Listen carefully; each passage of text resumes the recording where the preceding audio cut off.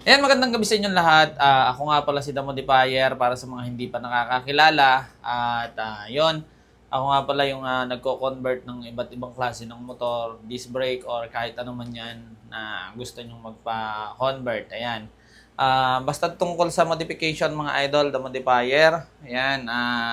Maraming mga nagmo-modified ka. So, yung pangalan kasi natin, doon na natin nakuha sa word na modification, kaya siya naging The Modifier. Ayan. Dito sa YouTube channel natin, dito namin pinakikita yung mga tutorial nung ginagawa naming conversion sa inyong mga motor. Iba't ibang klase ng motor, Aerox, Click, or mga Decadena, Smash, yan. Kadalasan ng mga nagko-convert ng disc brake, nahihinaan sa preno, or kahit anong mga ikakabit sa inyong mga motor, dito nyo sa amin makikita sa The Modifier. At dito sa YouTube channel natin na to, dito natin siya i-upload. Kaya mga idol, ay subscribe at i-share ang ating mga video. Ayan, ipapakita namin sa inyo kung paano namin sila ginagawa. Yun.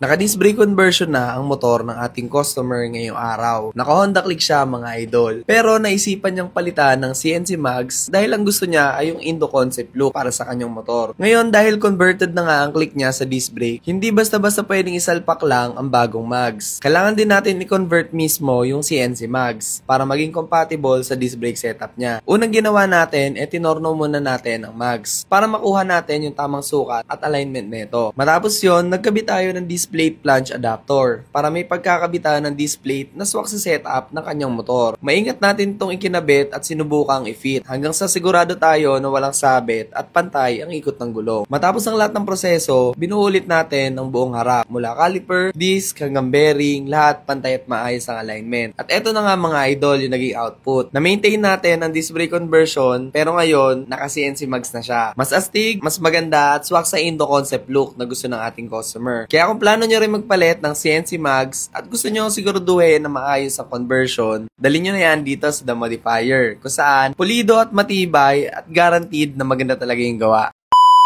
Tatlong Aerox ang nagpa-disc brake conversion dito sa The Modifier. Pero hindi lahat ng gawa ay pare-pareho ang kalidad. Yung dalawa sa mga motor na ito galing na sa ibang shop. Pero imbis na gumanda, nagkaroon pa ng problema. Nagkakalas ang bracket, hindi maayos ang preno, at delikado pa sa biyahe. Ang una namin ginawa, in-advise muna namin si customer na ibalik sa unang gumawa para makatipid. Kasi dapat responsibilidad ng unang gumawa na ayusin ang trabaho nila. Pero nung ibalik daw ni customer, high blood pa yung gumawa. Kaya napilitan niyang magpunta dito sa The Modifier para ipaayos ito ng maayos. Pagdating dito, binaklas muna namin yung unang gawa. Kita agad na binutasan lang yung mags at sinabitan ng disc plate. Walang torno, walang welding, basta lang sinalpak. Delikado to dahil pwedeng mag-loose habang bumabiyahe. Kaya ang ginawa namin, tinapalan muna namin yung butas. Tinorno ulit yung mags at nilagyan ng proper thread para maayos yung kabitan ng disc plate. Sa caliper bracket naman, dati makapal nga yung bakal, pero tabingi. Kaya hindi pantay ang alignment. Kaya gumawa kami dito ng aluminum bracket na ihihinang mismo sa swing arm. Mas magaan, mas matibay at mas precise yung alignment. Matapos ang proseso, tinest drive namin yung motor para masiguradong maayos ang preno, smooth ang takbo, pantay ang kapit at mas malakas na ang preno. Sobrang satisfied si customer kasi ngayon ramdam niya na ang difference ng maayos na gawa. Walang problema at confident siyang gamitin ng motor kahit sa malayo ang biyahe. Dito sa The Modifier, hindi lang basta gawa, sigurado at may lifetime warranty pa. Kapag nagka-problema sa conversion, hindi na kailangan makipagtalo o magdalawang salita. Ayusin natin agad kasi trabaho namin ang siguradong maayos ka sa daan.